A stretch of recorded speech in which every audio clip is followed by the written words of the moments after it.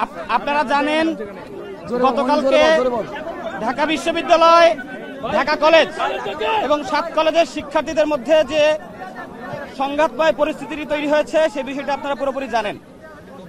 এই বিষয়টি হচ্ছে 7 কলেজের শিক্ষার্থীরা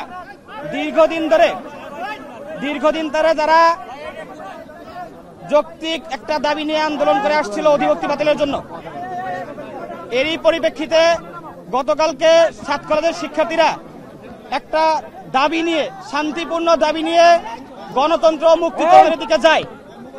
এরপরে সেখানে তারা শান্তিপূর্ণভাবে অবস্থান করে। ঢাকা কলেজ সহ 7 কলেজের একজন শিক্ষার্থীও গণতন্ত্র মুক্তি ত্বরণ পার হয় নাই।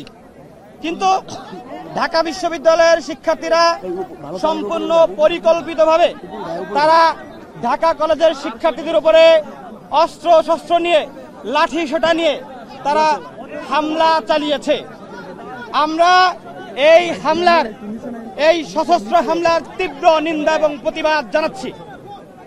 আপনারা আজকে সকালে দেখেছেন, এরই পরিপ্রেক্ষিতে এই বিষয়টার একটা শান্তিপূর্ণ সমাধানের লক্ষ্যে আমরা সকালবেলা একটা সংবাদ সম্মেলন করেছিলাম।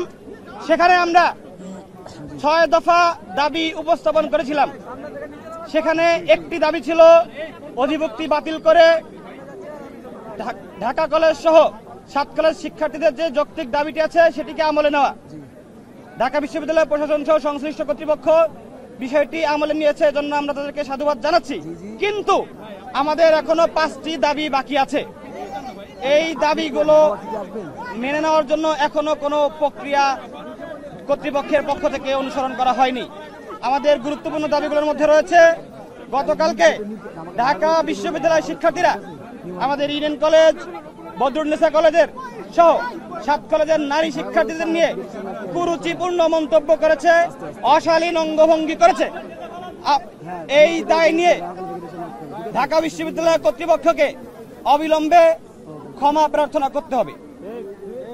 এরপরে আমাদের আরেকটি দাবি হচ্ছে, গতকালকে আমাদের ঢাকা কলেজের শিক্ষার্থী রাকিবকে নির্মমভাবে পিটিয়ে তাকে আহত করেছে, হত্যার উদ্দেশ্যে তাকে পিটিয়ে আহত করেছে নিউ মার্কেট থানা পুলিশ।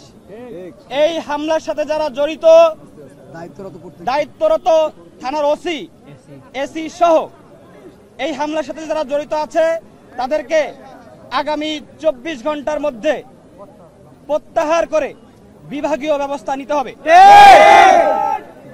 আমাদের আরেকটি দাবি হচ্ছে, এই যে ঢাকা বিশ্ববিদ্যালয় 7 কলেজ শিক্ষার্থীদেরকে মুখোমুখি অবস্থায় নিয়ে এসেছে, এর সম্পূর্ণ দায়ভার ঢাকা বিশ্ববিদ্যালয়ের প্রভিসির। অনতি বিলম্বে আগামী 24 ঘন্টার মধ্যে এই প্রভিসিকে তার পদ থেকে পদত্যাগ করতে হবে। এই দাবিগুলো যদি মেনে না নেওয়া হয় আগামী 24 ঘন্টার মধ্যে, তাহলে আমরা নিউ মার্কেট থানা ঘেরাও কর্মসূচি ঘোষণা করলাম।